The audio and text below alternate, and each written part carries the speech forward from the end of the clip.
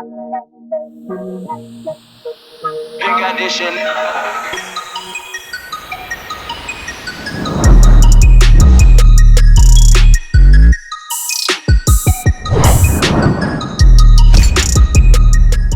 Hey, what's up everybody, TechChucker here, and today I've got a review for you of the NECA Teenage Mutant Ninja Turtles cartoon April O'Neil versus Foot Soldier Bashed Edition.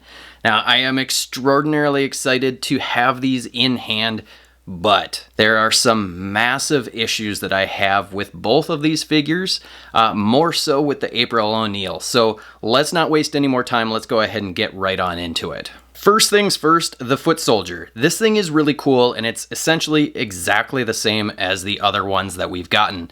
My biggest issue is, on mine, is a QC issue, and it is the foot. This does not stay in the ball peg, and I don't know what the deal is. It just won't stay. So that, my guess, is not really any other issue aside from I got a bum one, and such is life. That happens. The rest of it is super cool. Obviously, it's all the same, except for this here, where you can see the inner workings of the chest of the Foot Soldier robot. You can see the little insides there, which is really nicely detailed. There is paint throughout. There's light blue. There's kind of a whitish silver. The wire here, which is bent around, is painted. So that I am very happy with. The big issue is with April O'Neil. We need to address the head. Her head is way too big. I mean, if you remember watching the cartoon, her head is not that big, and she looks like she's 12.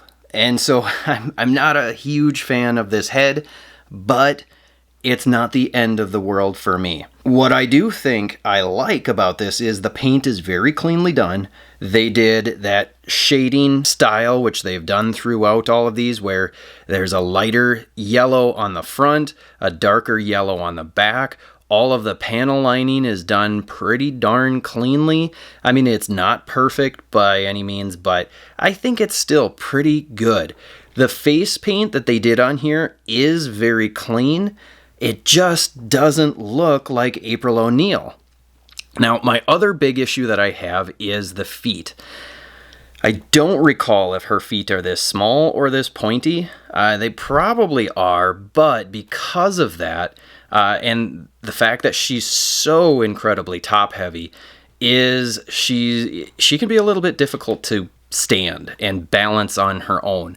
And I get it, she is a female character, so they're going to make her a little more petite, but I feel as though slightly larger feet, just a little bit wider, would have really helped. She's a very delicate figure. I mean, very, very thin arms, very fit, small hands. So I'm very concerned that she's going to break. And then I've also found that the joints are a little bit loose. So there again, it's another QC thing that I have a bit of a problem with. The knees look a little funny. I guess we're just going to get into the articulation. Let's just do the articulation. So her head is on a ball peg. The nice thing is that comes off really easily, and it's actually a double ball peg. So maybe NECA will fix this in a next release by giving us a better head sculpt. Hint, hint. So her head, she can kind of look up. She can look down really well. That's really good. She can look side to side. There's no issues there. And she has a good bit of wobble in her head. So that's decent. Shoulders, she can get her arm out that far. That's pretty darn good. Make sure you hit this with heat. Any NECA figure, always hit it with heat before you start, glomming around with these joints. You do not want to break anything. The elbows, I'm not so sure about these elbows. So they're double jointed, and I love that they did that. Aside from, it looks, I don't know, it looks okay, except we've got the giant part here, and then it just gets really tiny. And I get that she's got her sleeves pushed up. It just doesn't quite look like that. So maybe I'm being picky. I'm probably just being picky. But then when she bends it, it looks weird. It looks weird, but I'll take the range of motion. This is really nice. She can actually get her hand up to her face, which for one of the accessories makes it makes that worth it, even though it looks weird. She has an upper torso, probably single ball joint, I think, and you know, she can crunch forward about that far. She can arch her back that far, which is pretty good. I'm pleased with that. That's not too bad. Decent amount of side to side crunch. There is no waist swivel. She can do pretty close to the splits, which is nice. It is loose. Again, loose joints. That, and in the hips, you can't have loose hip joints. That's just one of the core pieces that you need. She is able to swivel at the hip, which is nice. She can kick forward only that far. Really, only that far. That's terrible. And she can only kick back that far. Again, terrible. She has double jointed knees. These are really difficult. Again, hit them with heat. This top joint is very difficult to engage. The range of motion is great. Now, the way that these look when they're bent, you kind of need to, you know, work that joint so that they're a little more even. Otherwise, it does look kind of dumb. But you've got great range of motion in that knee, which is very much appreciated. Down here, there is no shin swivel. I'm fine with that. There is an ankle joint or an ankle hinge that gets you all the way back. You see, again, that foot way too small. She can get her foot forward that far, not too bad. And then she also has a rocker, which is, you know, it works pretty good. So overall articulation on April, it's good, but with the sculpt and the fact that she's pretty, you know, top heavy, it can be kind of difficult to stand her. Now, she stood pretty well there, which is great, but I don't know. I still not so sure about that head. All right, let's go ahead and measure up April ONeil to see just how tall or small she is. And she's coming in at just over 5.5 inches. So decent height, although I think I recall April being slightly taller, even for an average woman, maybe. I could be wrong. Maybe that's just the movie one. And then, of course, the foot soldier he's about 6.5 inches tall, which is a pretty good height for kind of a 1/12 scale figure. Let's do some size comparisons next. The obligatory Marvel Legends Deadpool. Let's throw him in the middle, actually. We'll see if this guy actually stays standing. So for a female character in a 1/12 scale, I think this is a pretty good scale for Marvel Legends. So let's take a look at her next to Raphael. And this actually scales pretty well because April was taller than the Turtles, not by a lot. So this isn't too bad. Let's throw in the Shredder because, yeah, you got to put in the Shredder. And Shredder is considerably taller than April. That makes sense. So honestly, I think the scale is pretty good. It's, you know, she just is a weirdly shaped figure. There's something off on her, and I know it's partly the head. The rest of it maybe is okay. But as far as size-wise, I think she's sized pretty well. All right, so you're probably thinking, how is he going to say that this is worth your money? Because it's 50 some bucks with tax and all of that.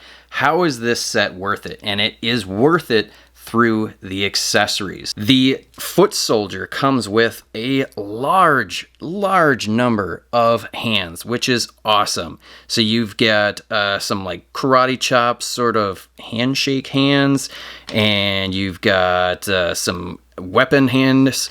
You've got every hand that you would need with this figure. And then we also get this laser rifle, which we've seen several times before. I don't recall that the scope end was purple before, so this time it is purple, which is kind of nice. They painted the tips on each of these.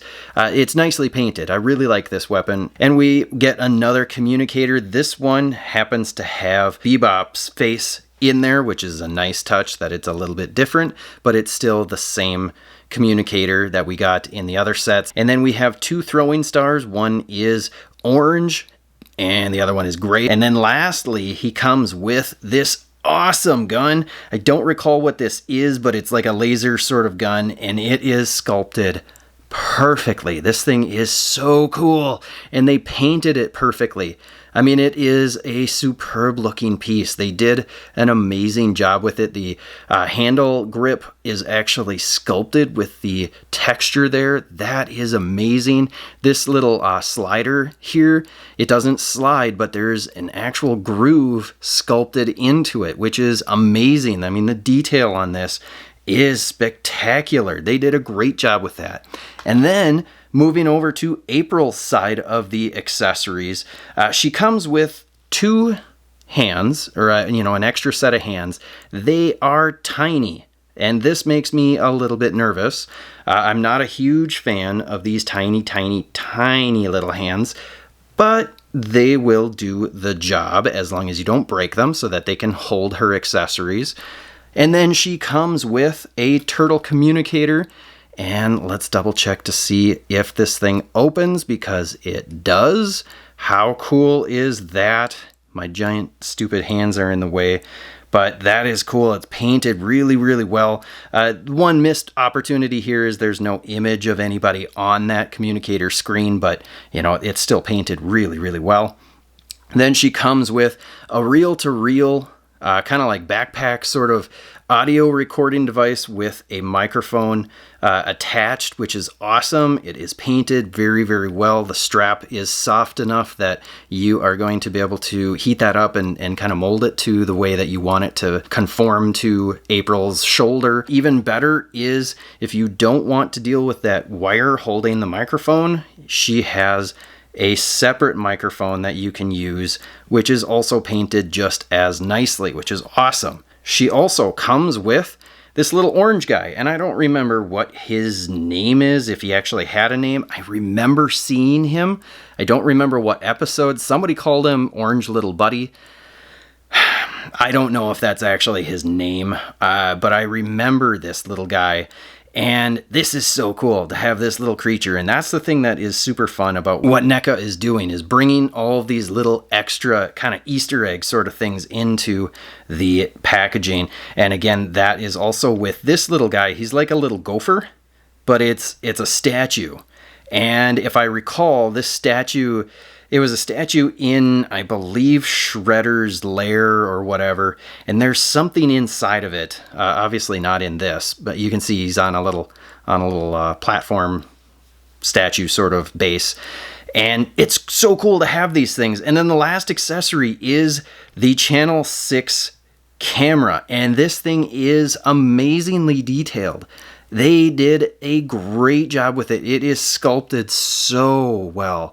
I mean, it really looks like an actual camera, all the way down to the focus handle here on the lens, which is amazing. There's so many details. They painted the lens blue, which is awesome.